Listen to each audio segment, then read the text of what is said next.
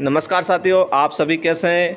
आज हम अध्याय 3 के ऑब्जेक्टिव क्वेश्चन करेंगे। साथियों, हम आपको ये भी बता दें, हमने आप सभी को मार्गदर्शन के रूप में ऑब्जेक्टिव पुस्तिका निकाली है जिसमें 870 से अधिक क्वेश्चनों को दिए गए हैं। साथ ही हम आपको बता देते हैं इस पुस्तिका की सबसे महत्वपूर्ण विशेषता यह है कि ये देखिए, आप इसके इंडेक्स देखिए। हमने इसको प्रत्येक चैप्टर वाइज लिया है। एक ही चैप्टर के अंदर जितने भी नियम होते हैं उन नियम को सभी का समावेश किया है। साथ ही में जितने भी दिनांक, प्रतिशत दिनांक, उनका ही समावेश किया गया है। और साथ ही हम ये बता दें कि जो अब तक, जो कि अभी 3-4 रोज पहले ही कुछ संशोधन हुआ है, उनका भी इसमें समावेश कर दिया गया है। अर्थात लेटेस्ट जितने भी संशोधन हो चुके हैं उन सबको हमने लिया है। विभिन्न प्रतियोगिता पूछे गए क्वेश्चन का अलग से दिया गया, अंतःस्थायी, प्रतिस्थापित, विभिन्न परिशिष्ट, सभी का इसमें उल्लेख किया गया है। अब साथियों, आज हम आपसे चर्चा करेंगे अध्याय 3 के बारे में, ऑब्जेक्टिव क्वेश्चन के बारे में। हम आपको टुकड़ों में करा पा रहे हैं और अधिक जानकारी के लिए आप हमारे इस पुस्तिका में देख सकते हैं। जिन साथियों को पुस्तिका नहीं मिले वह मेरे नंबर 9785070940 पर संपर्क कर सकते हैं। ठीक है साथियों, अब हम चर्चा करते हैं सेवा की सामान्य शर्तों के रूप में। राजस्थान सेवा नियम में सेवा की सामान्य शर्तों का उल्लेख कौन से नियम में दिया गया है? कौन से अध्याय में दिया गया है? अध्याय 1 में, अध्याय 4 में, अध्याय 3 में, अध्याय 2 में। साथियों, आपका आंसर होगा अध्याय 3 में इसको उल्लेख किया है। राजस्थान सेवा नियम के अध्याय 3 में सेवा की सामान्य शर्तों के संबंध में नियम दिए गए हैं। 8 से 23, 8 से 23 के, 57 से 86, 7 से 23 के। तो साथियों, आपका आंसर होगा 8 से 23 के।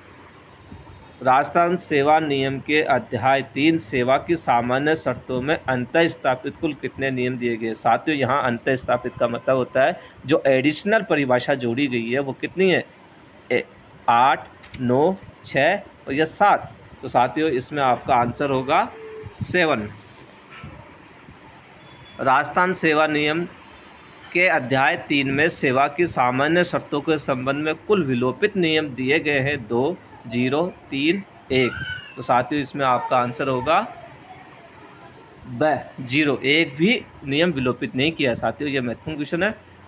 नियम 8 में किसका उल्लेख है? अवकाश वेतन का, परीक्षाधीन प्रशिक्षणार्थी का अवकाश वेतन का, चतुर्श्रेणी कर्मचारी का या मंत्रालयिक सेवा का? तो साथियों, आपका आंसर होगा परीक्षाधीन प्रशिक्षणार्थी के अवकाश वेतन का।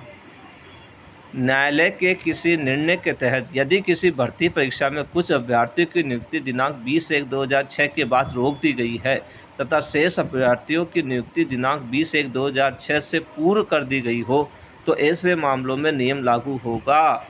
दिनांक 20/1/2006 के बाद की नियुक्ति के नियम लागू होंगे, दिनांक 20/1/2006 से पूर्व के नियम लागू होंगे, अभ्यर्थियों की सहमति से 20/1/2006 से पूर्व के नियम लागू होंगे, अभ्यर्थियों की सहमति से 20/1/2006 के बाद के नियम लागू होंगे।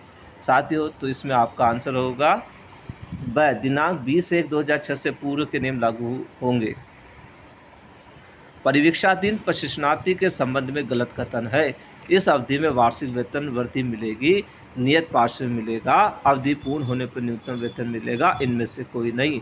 तो साथियों, इसमें आंसर होगा आपका है। और साथियों, ध्यान रखना, ये महत्वपूर्ण क्वेश्चन है। जब भी आपकी नई नियुक्ति होती है, जब आप प्रोबेशन में होते हो, तो आपको जो वार्षिक वेतन वृद्धि होती है वो नहीं मिलेगी।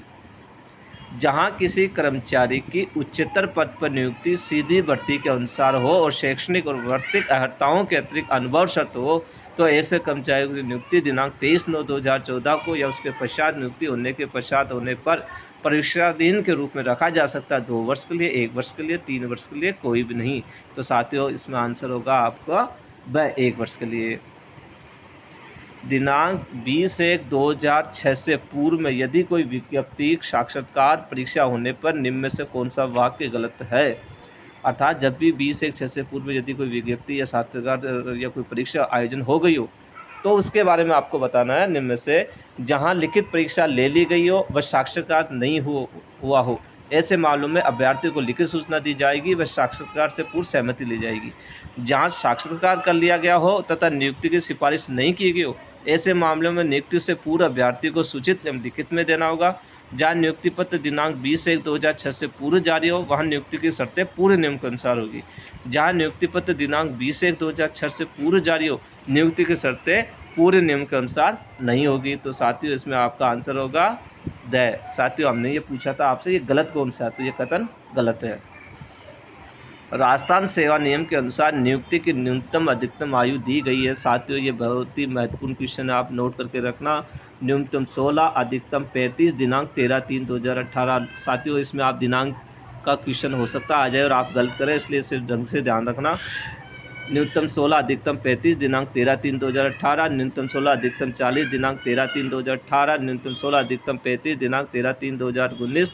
न्यूनतम 16 दिनांक न्यूनतम 16, अधिकतम 40, दिनांक 13/3/2019। तो साथियों इसमें आपका आंसर होगा ब। न्यूनतम 16, अधिकतम 40, दिनांक 13/3/2018। यदि किसी व्यक्ति को सरकारी पद पर नियोजित किया जाता है, उस व्यक्ति के पास जन्म दिनांक का कोई वैध दस्तावेज नहीं है, वह व्यक्ति केवल अपने जन्म का वर्ष बताए, तो उसकी जन्म दिनांक होगी उस वर्ष की 1 जुलाई, उस वर्ष की 1 जनवरी, उस वर्ष का 1 अप्रैल या कोई भी नहीं। साथियों आपका आंसर होगा उस वर्ष के 1 जुलाई। परिवीक्षाधीन प्रशिक्षणार्थी के रूप में सेवा करना किस दिनांक से अनिवार्य किया गया? दिनांक 20/1/2006 से, दिनांक 20/1/2007 से, दिनांक 1/1/2006 से, दिनांक 1/1/2007 से। तो साथियों इस आपका आंसर होगा दिनांक 20/1/2006 से।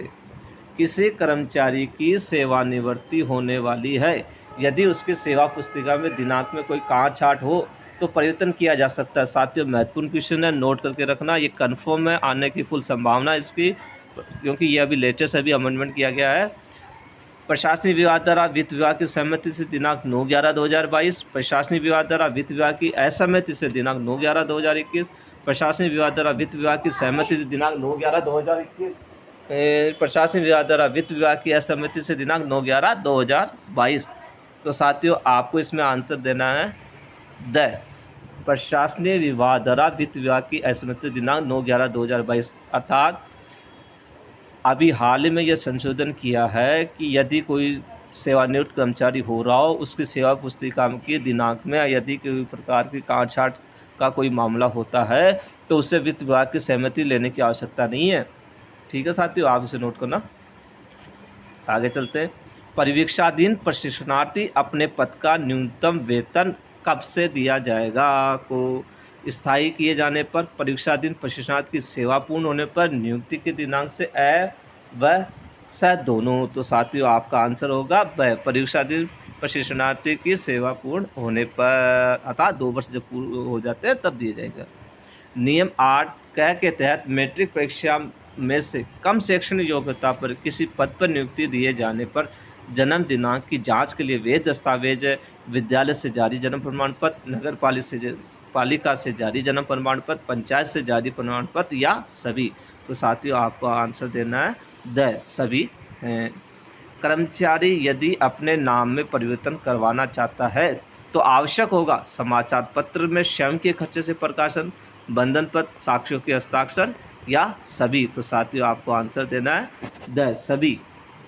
नवीन नियुक्ति पर आयु का प्रावधान किया गया है नियम 9 में, नियम 8 में, नियम 8 क में, नियम 7 में।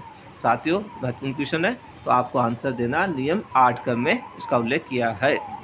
सामान्य वर्ग की महिला को, साथियों ध्यान रखना, अब हम चर्चा कर रहे हैं सामान्य वर्ग की महिला को राज्य में प्रवेश के लिए ऊपरी आयु सीमा में प्रवेश की छूट दी गई है। कितनी छूट दी गई है महिला को? सामान्य महिला को 10 वर्ष की, 3 वर्ष की, 5 वर्ष की या 7 वर्ष की। तो साथियों आपका आंसर होगा 5 वर्ष की छूट दी गई है। सामान्य वर्ग की महिला को राज्य सेवा में प्रवेश के लिए अधिकतम आयु सीमा दी गई है 40 वर्ष, 35 वर्ष, 42 वर्ष या 45 वर्ष। तो साथियों आपका आंसर होगा द 45 वर्ष। आगे चलते हैं। अनुसूचित जाति, अनुसूचित जनजाति, पुरुष अभ्यर्थियों को आयु सीमा में, साथियों अब हम बात करें पुरुष अभ्यर्थियों की आयु सीमा में छूट दी गई है 3 वर्ष की, 10 वर्ष की, 5 वर्ष की या 7 वर्ष की। तो साथियों आपका आंसर होगा आपका आंसर होगा साथियों 5 वर्ष। ठीक है साथियों, अगला क्वेश्चन करते हैं अपन। अनुसूचित जाति अनुसूचित जनजाति के महिला अभ्यर्थी को, अब हम बात करें महिला की, महिला अभ्यर्थी को आयु सीमा में छूट दी गई है 10 वर्ष की, 5 वर्ष की, 7 वर्ष की और 7 वर्ष। मतलब कि इसमें कंफ्यूज डबल हो गया ये साथियों, हो सकता है यहाँ आपका ऑप्शन कुछ दूसरा दिया जाए। तो आपको आंसर देना है 10 वर्ष की छूट दी गई है। रिजर्विस्टों अर्थात रिजर्व में स्थापित रक्षा कार्मिकों और भूतपूर्व सेना कार्मिकों के लिए अधिकतम आयु सीमा में छूट दी गई है साथियों, महत्वपूर्ण है 10 वर्ष की, 5 वर्ष की, 50 वर्ष की, 50 वर्ष से अधिक। तो साथियों आपको आंसर देना है आंसर देना 50 वर्ष। अब साथियों अगला क्वेश्चन सबसे महत्वपूर्ण क्वेश्चन है ये, निम्न में से आयु सीमा का निर्धारण नहीं किया गया है। पूर्व अफ्रीका के देश कीनिया, तंजानिया, युगांडा और जंजीबार से स्वदेश प्रत्यावर्तित व्यक्तियों के मामलों में, सन 1971 में हुए भारत पाक युद्ध के मध्य पाकिस्तान से स्वदेश प्रत्यावर्ती व्यक्तियों के मामलों में, विधवाओं या तलाकशुदा महिलाओं के मामलों में अधिवार्षिक आयु प्राप्त करने तक या उपरोक्त सभी। तो साथियों आपको आंसर देना है द, इन सभी मामलों में आयु सीमा का निर्धारण नहीं किया गया है। राजस्थान दिव्यांग अधिकार नियम 2018 के उपनियम 6A के अनुसार सीधी भर्ती के पदों पर बेंचमार्क निःशक्त अभ्यर्थियों के लिए ऊपरी आयु सीमा में छूट दी गई है 10 वर्ष की, 3 वर्ष की, 5 वर्ष की या 7 वर्ष की। तो साथियों आपको आंसर देना है 24 में आंसर देना आपको आंसर देना 5 वर्ष की। साथियों ये भी बहुत महत्वपूर्ण क्वेश्चन है। राजस्थान दिव्यांग अधिकार नियम 2018 के उपनियम 6A के अनुसार सीधी भर्ती के पदों पर बेंचमार्क निःशक्त अभ्यर्थी को ऊपरी आयु सीमा में 5 वर्ष की छूट सामाजिक न्याय एवं अधिकारिता विभाग के किस अधिसूचना से दिया गया? साथियों महत्वपूर्ण है 14/10/2021, 14/10/2022, 1/1/2022, दिनांक 1/1/2021। तो साथियों आपको आंसर देना है दिनांक 14/10/2021। साथियों हमारी यदि ये RSR के ऑब्जेक्टिव कुछ आपको अच्छे लगे तो हमारी पुस्तिका लेना ना भूलें और हमारे वीडियो को लाइक और सब्सक्राइब करना ना भूलें।